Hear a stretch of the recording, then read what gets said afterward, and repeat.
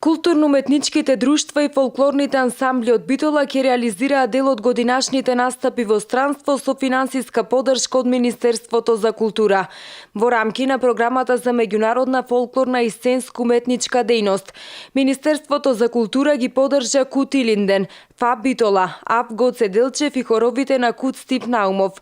Од Сојузот на фолклорни ансамбли на Македонија го поздравуваат потегот на Министерството за култура за издвоената финансиска поддршка на голем број културни уметнички друштва и фолклорни ансамбли. Оваа година Министерството за култура средствата ги распореди буквално на сите фолклорни ансамбли, односно културно-уметнички друштва од областа на фолклорот и некаква правичност, ама повеќе стимуланс за некои што не се баш на тоа ниво, па сега да ги стимулира, да бидат поарни. Сите друштва, сите што активират во фолклорните ансамбли имаат една од целите и гостувањата, што се доста, да речем, стимулативен фактор за членството во културно-уметничките друштва од деца најмали па до повозрастни колку што членуваат. Културно-уметничкото друштво Илинден од Битола од Министерството за култура годинава доби поддршка за учество на 28-миот меѓународен фолклорен фестивал Гран При на фолклорот